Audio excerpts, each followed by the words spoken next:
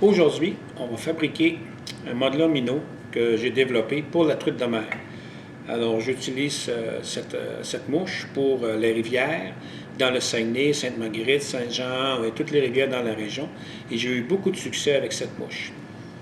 Alors, la première chose qu'on va utiliser, c'est un fil d'Anvil 210 deniers, blanc, OK, puis qui est très fort. On va appliquer le fil ici sur l'hameçon.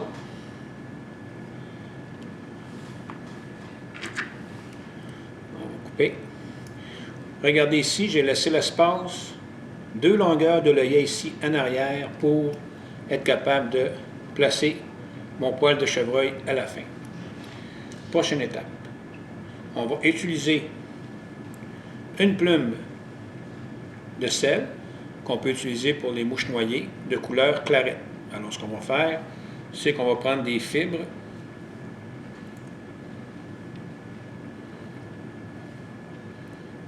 comme ça ici, des fibres de couleur clarette, qu'on va venir placer sur l'hameçon. Je vais les couper ici.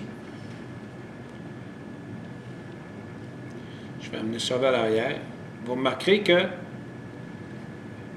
l'hameçon Tiemco 200R, j'arrête à la pointe de l'hameçon et non pas à l'ardillon. C'est parce que je veux laisser cette partie de l'hameçon en arrière, que lorsque le poisson vient prendre la mouche, il va avaler cette partie de l'hameçon et se piquer plus facilement.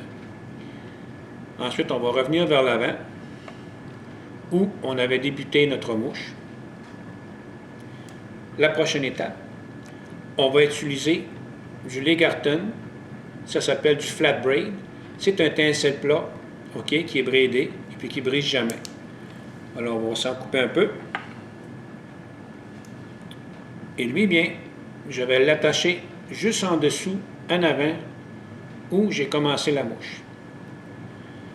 Ensuite, je vais laisser mon fil ici et je vais commencer à apporter mon flat braid vers l'arrière.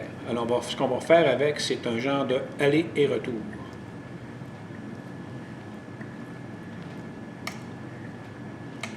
Alors, on vient ici, où la queue.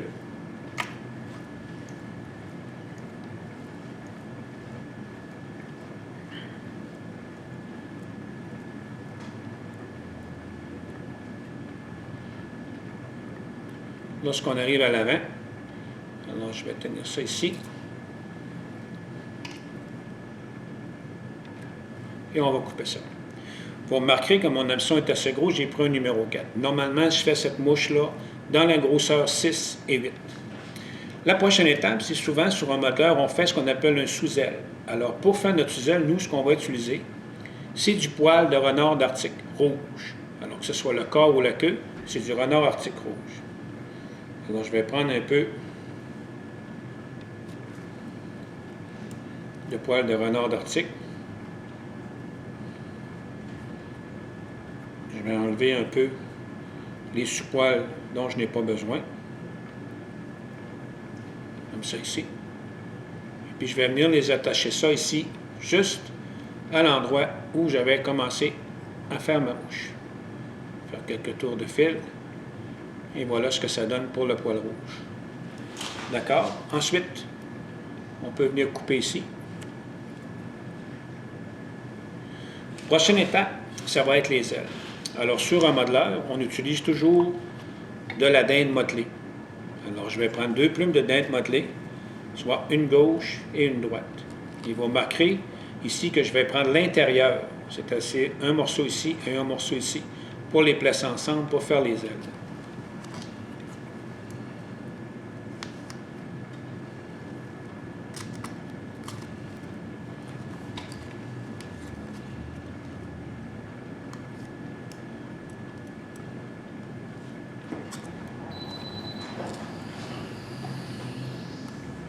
Alors, pour faire les ailes, ce que je vais faire, je vais les placer un en arrière de l'autre.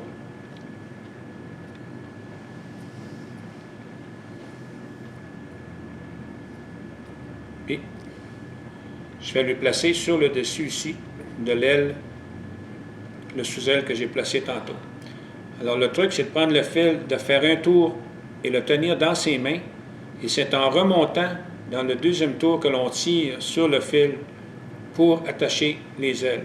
Comme ça, vous allez vous apercevoir, voyez-vous, qu'ils sont toujours bien droites sur votre hameçon, au-dessus du fusil ici. Ensuite, on peut venir couper ça.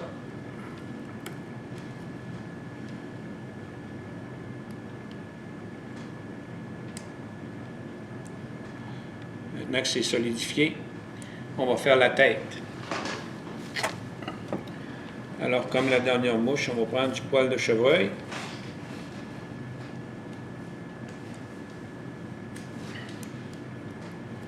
On va enlever les sous-poils. Et puis, on va l'égaliser dans un égalisateur de poils pour être capable qu'ils soient tous bien droits.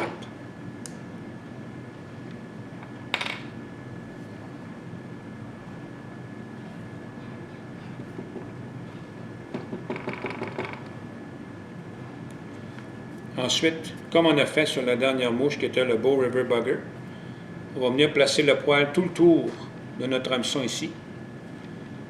Et on va faire 2 tours lousses, puis venir serrer doucement. Comme ça ici.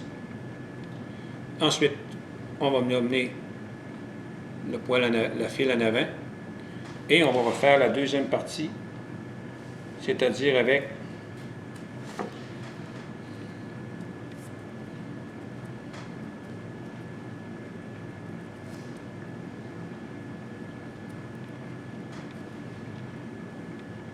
alors, on va placer le poil de chaque côté, comme on a fait la dernière fois. On va tenir notre hameçon et on va tourner comme ça ici.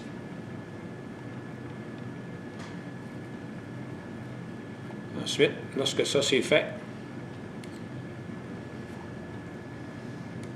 on va former une belle petite tête. Ensuite, faire notre nœud de finition.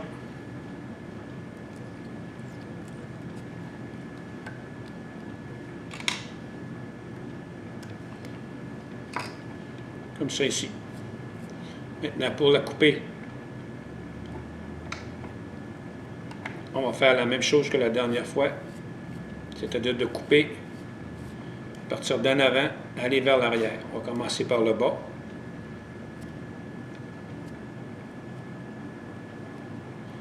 Puis on va faire le tour doucement de la tête.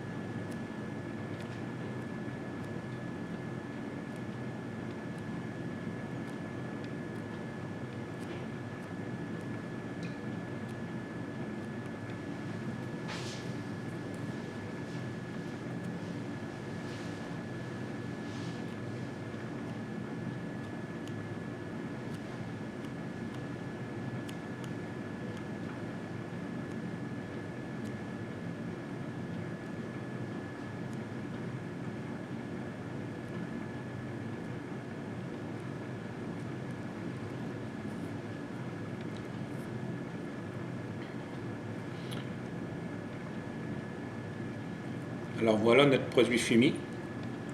Alors ça, c'est un modeleur à truite de mer.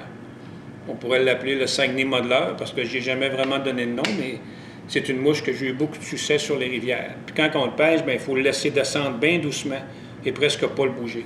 J'ai eu le plus de succès en le laissant bien tranquille sur l'eau et en ne le bougeant pas du tout. Alors voici ce que ça donne.